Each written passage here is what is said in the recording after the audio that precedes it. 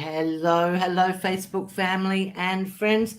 Hope you've had a wonderful week. I know that you've probably missed me this week. There's a few times where I haven't been online. It's school holidays here in Australia, and I have my child home, and I've been touring a little bit this week around the countryside. I also just finished my Vegemite toast, but I also was able to reflect back on the journey that I'd been through.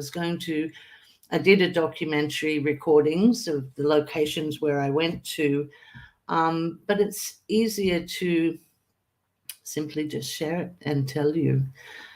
And March 2022, here in Australia, the entire East Coast was actually flooded with that lunar flooding, the undercurrent and overcurrent between Australia and New Zealand. And it was a pretty awakening call for me. I've been around floods before, I've been through floods before, like all of us had. And, it was only knee deep, it was never really, really high. And where we worked, I had my own brick and mortar business, and that became an evacuation center. And I got a phone call, and we were actually in that time also moving. So from moving from where I was to here now, everything was in boxes. Everything was all stacked up. I didn't know where anything was. And we were moving to a house that would have been fully submerged as well into water. And I had this phone call of, Kelly, do you have any clothes? I'm someone who'll give the shirt from my back. And I was like, yeah, okay. And that's like, we have a lady here. She's been stuck on the roof all night. She's been into, up to her shoulders in water.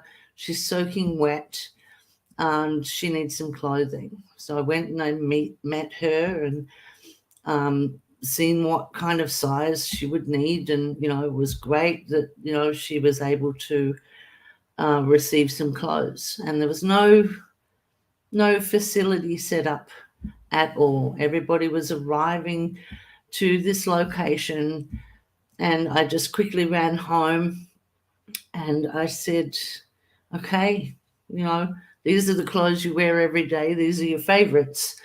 And took them all and just grabbed what I could and took them down to the center and started to help this lady change out of her wet clothes. She was very, very grateful. But it was really an experience of when a community did unite together. My husband and I, threw things on the table as well and seen them eventuate to help.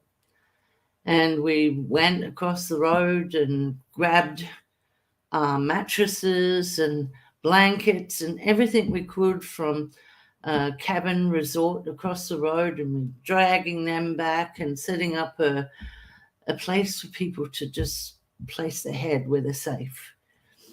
And it was in that experience I got to meet people who'd lost loved ones. And one lady had drowned in a roof. Watching them be numb, watching them in denial of, trying to be strong and resilient. This went for 2 weeks, and I was there for 2 weeks, night and day, watching a community come together and build a kitchen that had food there to supply everybody, watching the community come together and helping with washing any clothes, watching that community unite. And that's where it all comes to, is that unity, because in unity things do happen. And, I'll show some photos another time. But, if you have power poles, this is 14 feet high, 14 feet high. And it submerged everything. We had cities go underwater. We had businesses closed down. The part that hit me yesterday was the schools. I went to do the videos, and here at Evans Head, where I live, we have outside schools on their grounds with demountable buildings because they have no school left. I was like, wow, what about our children? What about their education? What about their security in their environment that they're used to? We had people lose their animals. It wasn't just all their belongings, and they lost everything. And then after 2 weeks, it was like, where do they go? Where they were staying, they needed to open up and start business again. Where were they going to go to? There was nowhere to go to. It's really heartbreaking to actually relive that journey yesterday and to see why I'm doing what I'm doing with Avazu, because they are a way maker, and it's that unity in what we're doing that is making a way possible. We can't stop the natural disasters happening, but we can establish systems.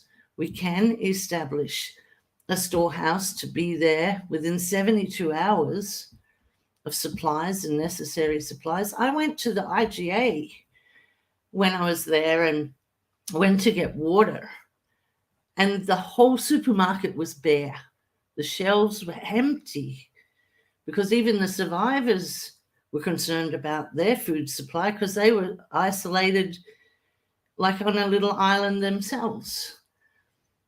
So that kind of panic sets in as well, and it was just a journey that it really touches you when you've been there, and it really impacts you of what if it happened to you in your community, in your country. Are you prepared? Do you have systems? What about our climate control, which the systems need more assistance to prevent even more, or to start a resolution to our climate system to maybe help backtrack it a little bit? Really, this is something we all need to take a look at. I'm watching online now today in Britain, the storm that's happening there, and on the waves, 14 probably meters high, just hitting the shorelines. We have floods happening everywhere. California, bushfires, you name it, they're happening everywhere. We need to come together as a world, united, and there's a way to make a way possible. And if you're on the call today, come and say hello, because this is just a chat time. So come and say hi to me, because yesterday was pretty reality wake-up call again for me, and a motivation to keep pushing forward in what I'm doing. And it's not a time to be skeptical. It's a time to go, hey, this woman is true about what she stands for. This woman is around a community that is true in what they stand for and trying to make a difference.